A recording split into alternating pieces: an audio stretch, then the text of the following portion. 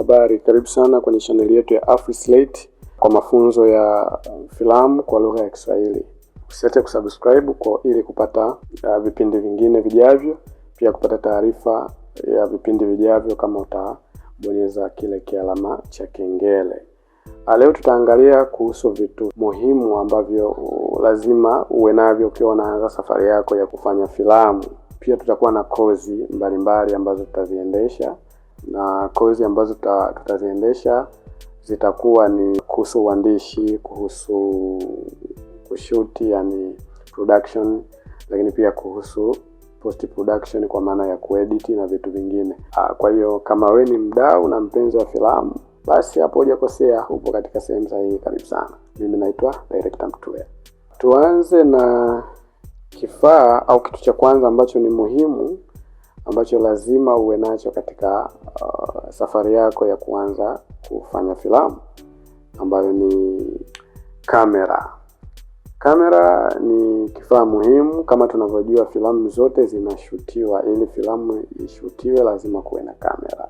Haitatofautiana tu ni aina gani ya kamera ambayo imetumika, lakini kamera ndo kitu muhimu zaidi kwa ajili ya kuchukua au kurekodi tukio lako la filamu, lakini pia kufanya production nzima ili iweze kuonekana. Kwa maana ikishatoka kwenye wazo, imeandikwa story, hatua muhimu kabisa ambayo itafuata ni kurekodi ili sasa iwekwe, lile wazo liwekwe katika picha ili ionekane mbele ya screen. Kwa hiyo kamera ni kifaa chetu cha kwanza kabisa ambacho tutakiangalia leo. Na kamera zipo za aina tofauti, lakini leo tutalenga sana kamera za DSLR. Hizi ni digital. Hizi kamera ambazo tunaziona zimesambaa sana, hasa katika mazingira yetu ya Kiafrika na Tanzania. Hizi ni kamera ambazo zinapatikana na bei zake kidogo ni nafuu. Kama ulivyoweza kuona hapo, bei inaanzia shilingi milioni 1 na kuendelea, lakini pia zinapatikana chini ya hapo. Unaweza ukapata kwa 700,000, 600,000. Ni wewe tu, inategemea unataka kamera ya aina gani. Kwa leo tutaangalia inayoanzia angalau basi milioni 1, 1M. Tunaiangalia kwa sababu ni rahisi kwa maana ya maandalizi ya filamu ukilinganisha na gharama za kamera kubwa ambazo zinatumika kwenye maandalizi ya filamu katika hizo production kubwa. Lakini siwezi kusema kwamba ni rahisi sana kiasi kwamba kila mtu anaweza kuipata. Ninaweza nikasema iko chini, lakini haiko huko chini kabisa. Kwa hiyo naamini kamera ya kuanzia milioni 1 basi ni kamera ambayo inafaa kwa kuanzia. Hautakuwa umeanza chini sana, kwa maana utakuwa umeanza katika safari ya kufanya filamu, lakini pia utakuwa upo katika ubora ambao unaendana na soko la sasa la filamu. Kwa sababu hata kama unaanza, haimaanishi uanzie chini sana kiasi kwamba mtu asivutiwe kuangalia kazi yako. Kwa hiyo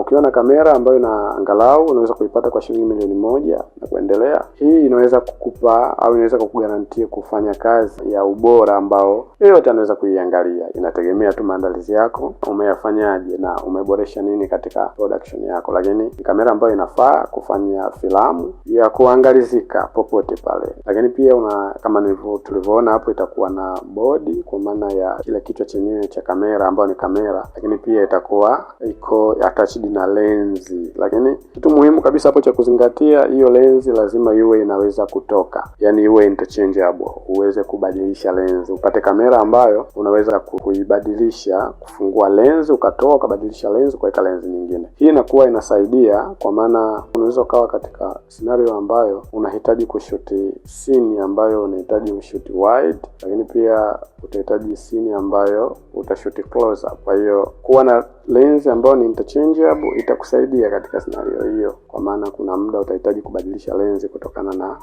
scene ambayo unaishoot. Kwa hiyo ukiwa na kamera ambayo inaweza kuruhusu kuingia lenzi nyingine, inakuwa ni nzuri zaidi kuliko kuwa na fixed ambayo ipo na lenzi hapo inaweza ikakulimit katika kufanya kazi yako. Lakini pia kitu kingine cha kuzingatia ni ubora wa picha ambayo kamera inaweza kurekodi. Sina shaka kwa kamera ambazo za DSLR zinazopatikana sokoni kwa sasa hivi, nyingi zinashuti Full HD, lakini tuna recommend hapo kwa maana upate kamera ambayo itarekodi kuanzia basi clip ya Full HD, yani uwe na uwezo ya kushuti frame ya clip ya Full HD kwa maana ya kuanzia pixel hata kuanzia 720. Hiyo ni HD, lakini Full HD ambayo ni 1080 iko popular sana kwa sasa hivi, lakini pia 4K na kuendelea. Uzuri wa hizi DSLR ni kwamba zinakuwa na kazi nyingi. Inaweza kawa inafanya video kama hivyo, lakini pia kupiga picha. Kwa hiyo kama unaweza kupata shughuli ya kupiga picha, unaweza pia ukaitumia kupiga picha, tofauti na kamera nyingine ambazo ni camcorder ambazo shughuli yake ni kurekodi video tu.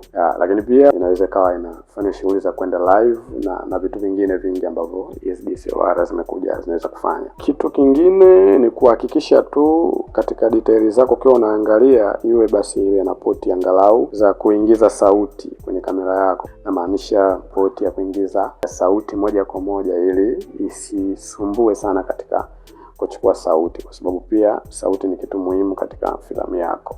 Na kuanzia hapo basi utakuwa umepata kitu muhimu katika kuanza safari yako ya kufanya filamu. Kitu cha pili au kifaa cha pili ni mic. Unaweza kusema boom mic, lakini bado ni mic. Mic bwana ni kwa ajili ya kuchukua sauti.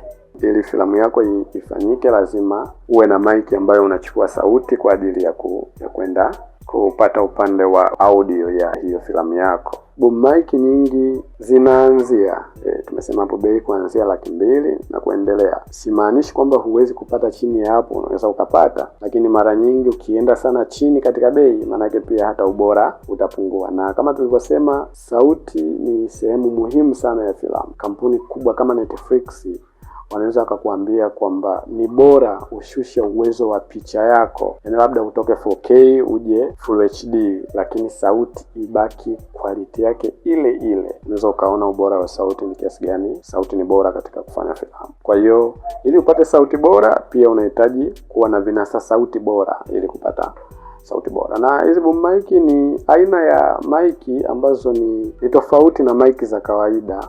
Unajua kuna mic zile ambazo ni dynamic, zile ambazo zinatumika sana kwenye mikutano, mahubiri na vitu vingine. Ni mic ambazo zina hata ukitumia kurekodia, maana yake itachukua sauti ambayo ni na kila kitu, ina mchanganyo wa kila kitu, ina kelele. Ili upate sauti ambayo ni clear, ile sauti ambayo unahitaji, labda una rekodi uko una shoot scene, unataka sauti ya msanii tu ndio uipate, hata kama nje gari inapita basi tusiisikie. Hapo ndio inakuja sasa hizi zinaitwa condensed mic. Ni mic ambazo zinaweza kuchukua sauti ambayo ipo karibu na cancel zile noise au zile kelele ambazo zipo mbali na hiyo mic.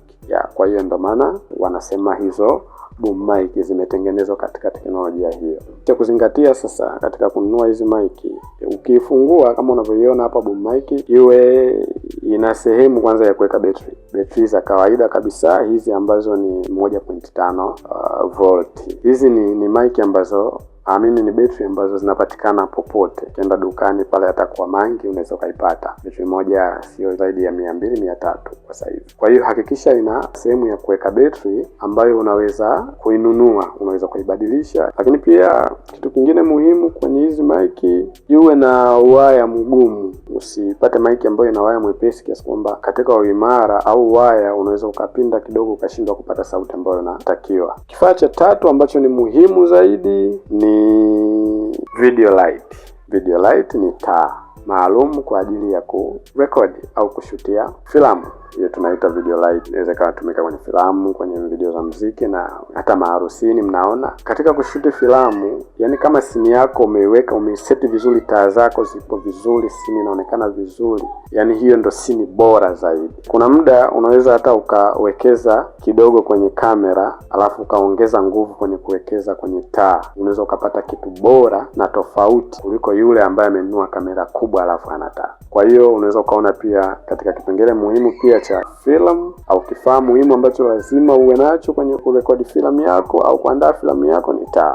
Bei yake ndo kama tulivyoona kuanzia 100,000, kwa maana ya seti utapata kwa 300,000 na kuendelea. Nikisema seti na maanisha taa kuanzia 3. Kwenye film lighting au taa tunasema zipo za aina 3 katika setup ya taa. Key light, fill light, lakini pia kuna backlight. Hiyo ndo seti ya lighting, na hizi zipo zinapimwa kwa wati. Unaweza kaona taa ya wati 100, taa ya wati 1000, na kuendelea na kadhalika na kadhalika. Lakini unaweza ukaona kwamba hizo watts za taa jinsi zinavyoongezeka na pia bei inaongezeka. Kwa watt 100 ambayo inatosha kabisa kumulika ukaona karibia kila kitu katika simu, unaweza kuipata kwa bei ya kuanzia 100,000, na inategemea itakuwa LED taa ambayo ina rangi kama hapo tunavyoona. Inaweza ikatoa mwanga wa rangi, unaweza kubadilisha rangi, lakini pia inaweza ikawa tu taa nyeupe tu ambayo inamulika mwanga mweupe. Unaweza ukaanza na taa 3, unaweza ukashoot na taa 2, lakini pia unaweza ukashoot na taa 1. Wengi tumeanzia hapo. Taa 1 unaweka, unashoot, unapata scene yako. Ni kitu muhimu kwa ajili ya kuifanya scene iwe na uhai. Na hizi hapa bwana zipo za aina tofauti tofauti. Zipo soft na hard light. Ukiangalia aina za taa, mara nyingi pata ile ladha ya filamu ambayo ukiangalia unasema yes, hii ni film, wenyewe mnaita movie. Taa nyingi tunazotumia wanasema ni soft light. Soft light ni zile taa ambazo inaweza ikawa taa ya wati 1000, lakini ikakusogelea hivi mpaka usoni ikawa haikuumizi, ni soft. Hata mwanga wake haupigi ukaumiza. Kinyume chake ni hard light ambazo taa ya wati 1000 ukisogezewa usoni inaweza kukuchoma. Yani unaweza kaimagine taa ya wati 1000, kwa mfano wale ndugu zangu ambao wanafanya harusi, zile kuna taa zile maarufu, ndugu yangu anaita kibati, zile zinaanzia wati 500 mpaka wati 1000, japo pia zipo za wati 100. Nimeona sasa hivi wametoa version yake ya taa hizi za LED ambazo ni za wati 100 tu, zipo kama zile. Lakini zile vibati, zile taa nyekundu au za orange zile, ile ukiwasha, mdudu yoyote kama inzi akipita mbele ya taa, basi anaweza akaungua kabisa. Kaungua, unaona moshi tu. Na mara nyingi kama umeshawahi kuona zile, manake kama sehemu kuna mbu, unaweza kuona tu moshi unafuka pale kwenye taa, mbu ameshaungua. Kwa hiyo unaweza kaona hizo hard light ni kiasi gani zinakuwa zina joto sana, lakini pia zinakuwa zinachoma. Kwa hiyo unaweza ukachanganya hard light na soft light kwa ajili ya kufanya scene zako. Tunaposema hard light, zile zinapatikana kwa bei nafuu kuliko hizi soft light. Hivyo unaweza kawa kama nilivyoelezea kwamba taa ya watu 1000 inaweza kawa haiumizi, lakini inatoa mwanga mzuri ambao unaweza ukashuti kazi kaonekana nzuri. Kwa hiyo ni wewe tu naangalia mfuko wako, lakini zingatia kabisa, muhimu ni lazima uwe na taa katika kuanza kazi yako ya film. Okay, kabla tujaendelea, kama bado hujasubscribe, naomba usubscribe kwa ajili ya kuendelea kupata madini, kupata masomo mengine mengi ya filamu. Hapa ni maalum kabisa kwa ajili ya masomo ya filamu kwa lugha azimu ya Kiswahili, kwa sababu lengo la hii channel hapa ni kwamba ukitoka hapa basi ukaweze kufanya jambo lako mwenyewe. Kwa hiyo tutakuwa na masomo mengi kama nilivyosema, tutakuwa na kozi mbalimbali ambazo zitahusisha maandalizi mazima ya filamu, kuanzia kwenye maandalizi ya awali, yani pre-production, katika production yenyewe na post, ambayo yatahusisha kuandika, shoot na kuedit. Kwa hiyo upo katika sehemu sahihi. Tuendelee sasa na kifaa chetu cha 4